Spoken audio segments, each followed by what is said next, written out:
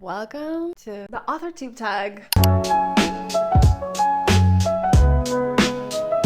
This is not my first video, but it's the first of that kind. So I have my laptop here with all the questions that I'm supposed to answer. I'm gonna link the post and the video that actually inspired me to do this in the description box. I thought it's only appropriate to introduce myself officially because I am technically part of AuthorTube. Without further ado, let's jump in. So the first question is to pitch my book. If I have multiple ones, I'm supposed to do my favorite. So I'm gonna pitch my current ongoing series. And the first book is Vicious Princess. And essentially it features a human soldier who travels to the misty lands of Fae to join an ancient order of Fae soldiers so she can gain power and avenge her family's death. When she arrives to this misty land of Fae, she kind of has a one-night stand with just like random soldier. And then she finds out that he's the instructor and she's not supposed to have any kind of relationship with her instructors while she's training to join the ancient soldier of Fae. That pretty much covers the plot of Vicious Princess. The second question is, if you were a book, how would you pitch yourself? This is so hard to do, right? Because authors, I feel like traditionally people think that authors hate talking about themselves. If I were a book, how would I pitch myself? So I describe myself as a homebody that spends a lot of my time traveling.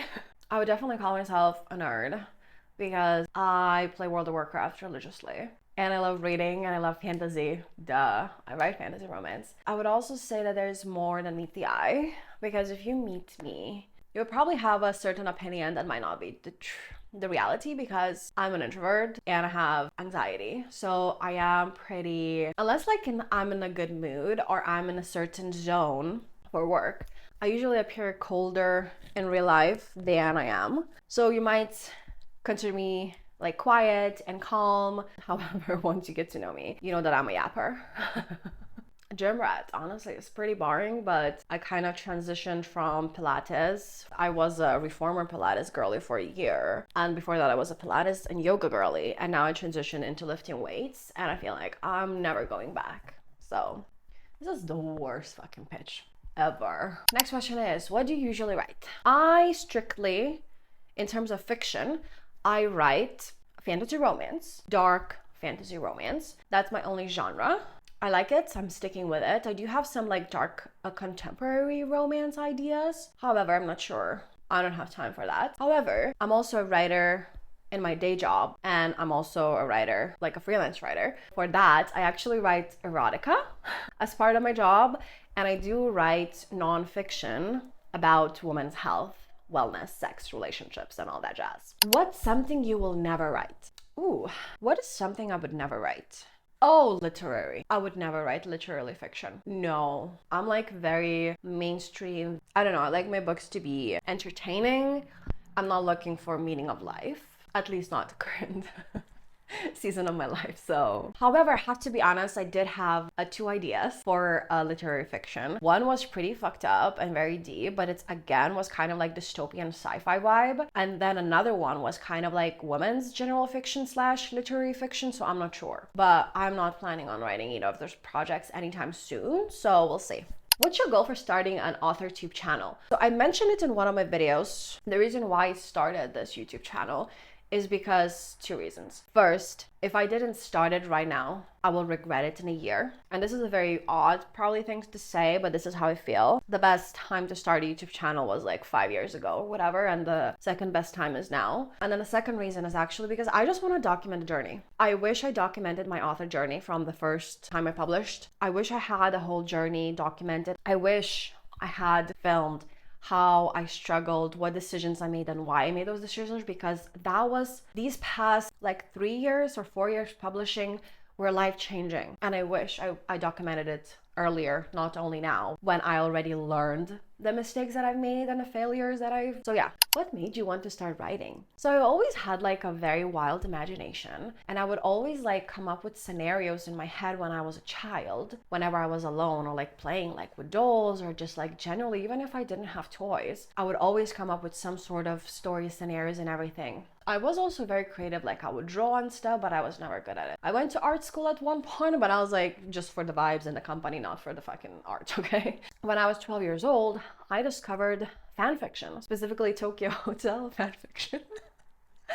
And I read like a couple of stories and they were like super dark stories. And I was like, I want to do something like that. So I wrote my first book, which was fan fiction of Tokyo Hotel. I shared it online and I shared it with my friends. And then I wrote a second one. And then I started writing stories that were not fan fiction. I always would create these scenarios in my head and with my friends, even when I was a teenager. We would have these like girl nights where I would be the one spinning tales about my best friend as well as their crushes of like, okay, this is the scenario, what do you do, he does this, what do you do then. Like we just recently had a sleepover with one of my best friends and we kind of like, she was like, she remembered that I used to do that and she was like, oh my god, it's so wild. I was like, exactly, like I would just pull stories from my fucking ass. There was just always so many stories in my head that I guess it's just natural that at 12 years old I was like, let me put them on paper.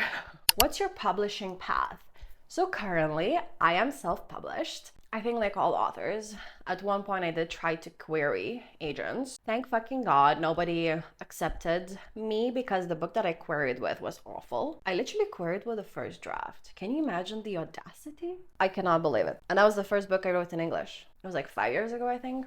So right now I'm indie published and I'm very happy with it. The journey has been rough, however, I'm kind of finally finding my growth and I really love it. I would be actually open to being hybrid author at some point. I'm focused on publishing as many books as I can in my current series. And after that, if I have time and capacity, I would actually love to query an agent. I have a project that I would like to revise. I think it would be a very good fit for a trad pub. I might change my mind and I might choose to self-publish and just be like an indie author, but I would be open to being a hybrid. What content do you bring to AuthorTube table? That's a tough fucking question. I don't know. I know what I don't bring to the table. I don't bring publishing tips, writing tips, or any sort of like guru advice. I do have a lot of knowledge at this point. However, publishing is so individual and every author has to find their own path. So I really don't like advice videos. I do follow some channels, for example, Sarah Cannon. I love her videos. She does a lot of publishing advice, but I feel like she just has that vibe and like she has authority and she has 10 years of fucking experience, if not more, in publishing. I love following her advice. In general, I feel like everyone has to find their own path. So maybe I'm just not a teacher, okay? I feel like I do bring, authenticity and honesty with my release month vlog. I really was open and showed everything of like the behind the scenes. And I feel like this is what I'm missing. Like I'm missing behind the scenes for authors, indie authors, trad pub authors, hybrid authors. I just want to see what it's really like to be a full-time author. And as that's my goal. I want to document the process and share as much as possible and whether I make it there and what it takes to make it there. What's your biggest writing struggle? The feedback that I often get, which is always like repetitive. Whenever I write the first draft or the second draft of the story, the thing that I struggle most to convey, and it takes a lot of effort, conscious effort from my point when I revise, character transformation. I can do the world building, I can do the romance, I can do the sex, whatever. But ensuring that the character is not flat is always my biggest struggle. And this is where I spend most time because I want the journey to be satisfying. What's your best writing skill? This is so funny. So this is based on feedback, okay, that I got from my day job as well as my readers and everything. But I write really good spicy scenes. I didn't do anything special. I never tried to make them whatever. I just somehow I get so much feedback that says that even as I said on my day job when I write erotica, that I really know how to write the spice. With A House of Pain, the book that's very controversial and has some bad things, and people have said horrible things about it, okay? It's not a highly rated book. The Spice? The Spice was spicing despite everything else. I know how to write spice. I know how to write smut. Okay, now I have to choose between two questions. If you're new to AuthorTube, what is your biggest author question. I don't know. I feel like recently I've watched this commentary about how toxic AuthorTube is actually, and I haven't noticed it myself because I've been only like a passive viewer for like many years. So all the people that I watch, they look very nice and kind, and I don't really care about the drama, to be honest. So I am actually like very curious to see if it's actually as toxic as some people say, or is just that kind of like the projection where people have some sort of like very high expectations and they think that if they just join AuthorTube community that everyone is gonna welcome them with open arms even though they haven't yet earned the name. You know? Are you looking for any new channels to follow, beta, CPs, or other types of writer buddies? So I always look new channels to follow. I'm very curious to connect with other authors because I don't really have author friends because I'm not a full-time author. I don't have a lot of time to connect, and honestly, I don't even know where to look for them. And I'm always open to new beta readers. I don't think I have the time or capacity for critique partners, to be honest. I essentially have 3 jobs. It's a little bit hard to find time for anything. What are you most excited for during this new fresh start on AuthorTube? Honestly, I'm just excited to try something new. I'm just open to new experiences, and I'm very curious to see how life can change in the next year. I would love to be consistent at least for 1 year just to see. I don't have any goals except to be consistent with my videos, and I'm very, very curious to see what opportunities come, what people I can connect with.